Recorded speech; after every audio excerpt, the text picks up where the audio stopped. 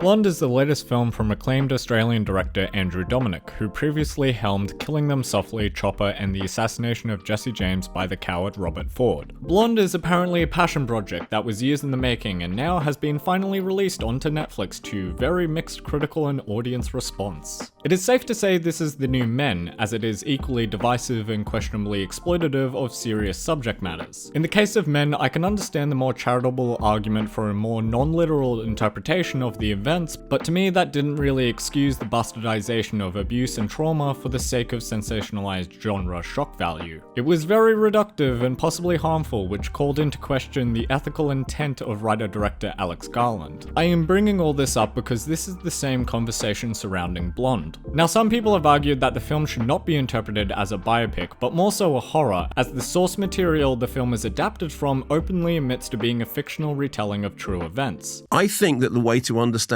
Blonde is that it is a horror film. It is a horror film, plain and simple. But whether fictional or not, the film is still very exploitative of physical and emotional abuse. For some reason, some filmmakers do not believe that showing the realities of these situations and emotional states are terrifying and sad in and of themselves. According to them, it has to be maximalist and overly stylized to the point of farce in order to have an iota of effect on the audience. I very much understand that creators can use genre conventions as a means of communicating hyper-specific experiences and emotions to a wider audience, and it has been done before, but there is something inherently disturbing to me when a creator thinks that a story about abuse just wasn't intense enough on its own. It is also blatantly disrespectful to those who have been through similar experiences, and I genuinely believe it is dangerous to not put any warning before a film like this. But anyway, I should kind of talk about the film without spoiling it. Although I did not really like this film at all, it is undeniable that Ana de Armas is very good. She is a very talented and versatile actor, and it was a shame that she wasn't really given any scenes to show off her range. The score by Nick Cave is also very good. I wish it was used in a better film. And though the cinematography is counterintuitive and adds to the exploitational aesthetics, there are some nicely framed shots and unique experimentation with different lenses, aspect ratios, and shooting styles. That being said, there are a couple of shots that use a snorri cam and they are laughably bad. What makes them really concerning though is that one of them was used in a domestic violence scene, and the camera is attached to the abuser, which in film language means the audience is meant to sympathize with that abuser, which I should not even need to explain why that is a terrible idea. To illustrate my point further, here is Gaspar Noé talking about the infamous rape scene in Irreversible. If the guy was excited and the camera would have been excited like the rapist, then you're like perceiving the scenes through the eyes of the rapist.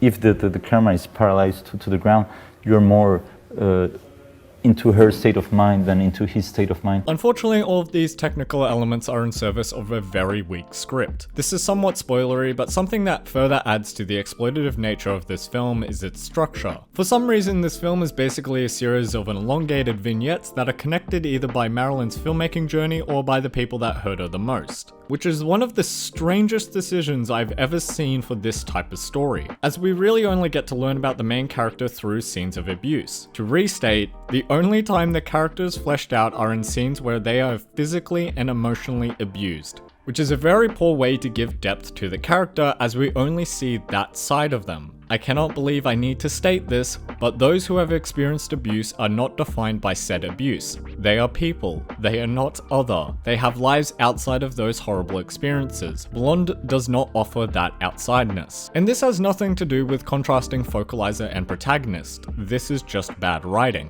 Not to mention how the dialogue lacks subtlety or intrigue or anything, it's just kinda there. Now, there have been a lot of comparisons to Twin Peaks Fire Walk With Me, which I haven't seen, but I get the general vibe of it, so I can see why people have drawn that comparison, but if anything, I would compare this to the Saw franchise. Both border on fetishized torture porn, Saw being more literal in that regard, both use unconventional filmmaking techniques that distract instead of immerse, and both are insanely repetitive. For a near 3-hour film, there are basically 2 scenes repeated for the entire runtime, either recreating iconic scenes and moments from Marilyn's films or Marilyn being abused. So even if the depictions of abuse were treated with any baseline respect or care, the film's runtime runtime is incredibly unjustified. Nothing is gained or given depth by showcasing 3 hours of the exact same scenes. And let me remind you that Blonde has nearly the same runtime as Fellowship of the Ring and is longer than 2001: A Space Odyssey. This incidentally is 15 minutes longer than 2001, a film which went from the beginning of civilization to the birth of a new species.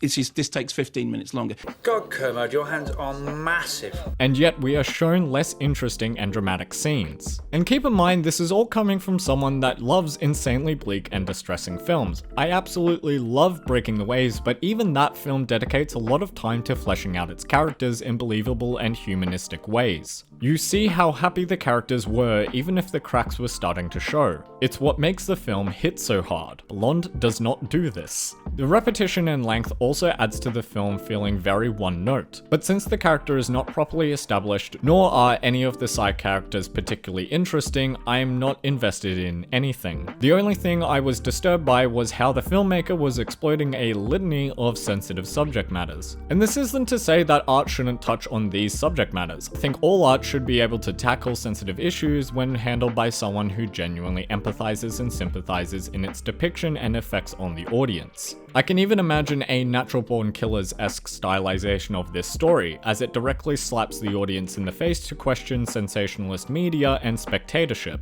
There is even a hint of that in the JFK scene, but the film becomes distracted by the perverse need to get to the next grotesquely over-stylized shock value moment. There are definitely people a lot more qualified and knowledgeable than me that will provide more insightful criticism, so I do encourage you to seek that out. But from my standpoint, just go watch literally anything else. It was overlong, repetitive, exploitative, and the only emotional response I got was angrily questioning the filmmaking. 3 out of 10, go watch Spencer.